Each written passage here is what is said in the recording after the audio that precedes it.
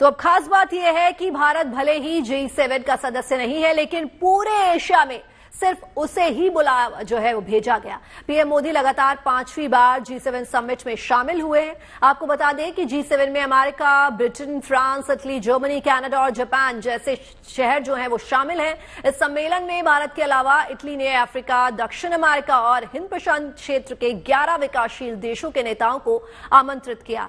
कल शाम प्रधानमंत्री मोदी G7 की आउटरीच बैठक में शामिल हुए। अपने संबोधन में उन्होंने कहा कि टेक्नोलॉजी के अधिकार को सर्वाधिकार में बदलना होगा, तभी हम एक बेहतर समाज बना पाएंगे। पीएम ने कहा कि भारत एआई के लिए राष्ट्र नीति बनाने वाले कुछ देशों में शामिल है। इसके लिए हमने एआई मिशन भी लॉन्च किया है।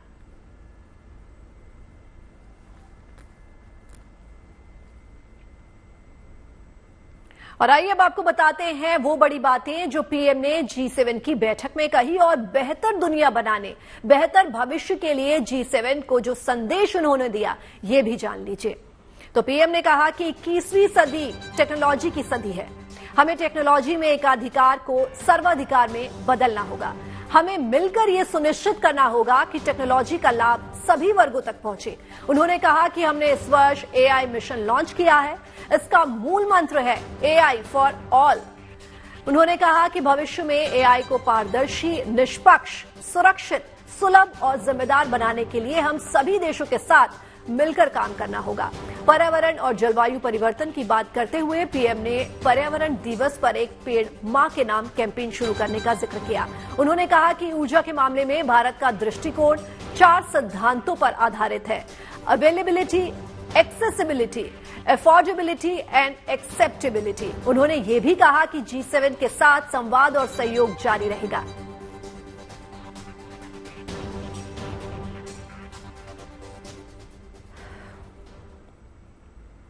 तो दुनिया में जंग के माहौल को देखते हुए इटली में G7 सम्मेलन को बहुत अहम माना जा रहा है। संभावना है कि दुनिया के ताकतवर देश मुल्कों के नेता मिलजुल कर समाधान निकालने की कोशिश कर सकते हैं। इसमें पीएम मोदी की भूमिका को भी अहम माना जा रहा है, लेकिन इसके अलावा भारत के नजरिए से ये भी मौका अहम है।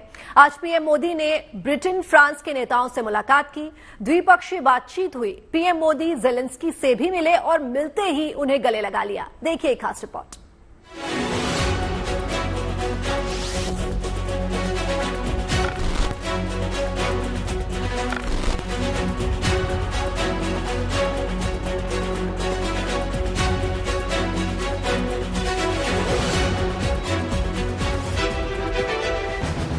चेहरों पर यह खुशी असल में संबंधों की मजबूती बयान करती है।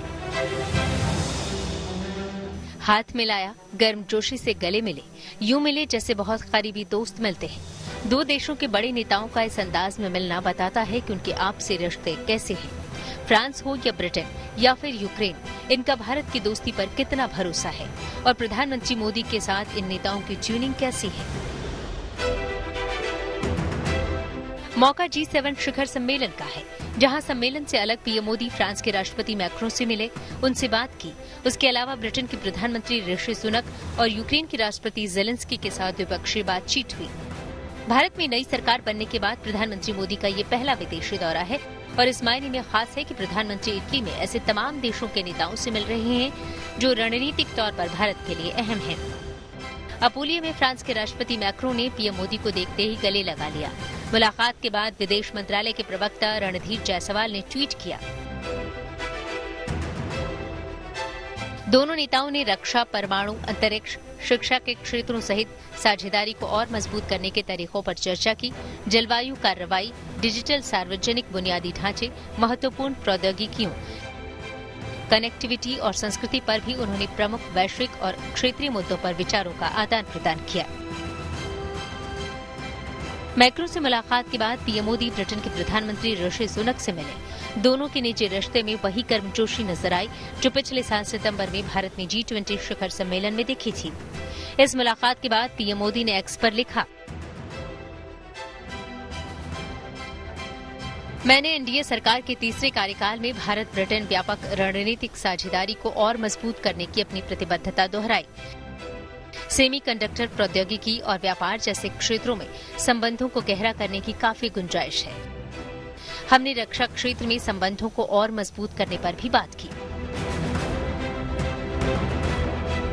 मुलाकातों के सिलसिले में यूक्रेन के राष्ट्रपति ज़ेलेंस्की भी शामिल रहे।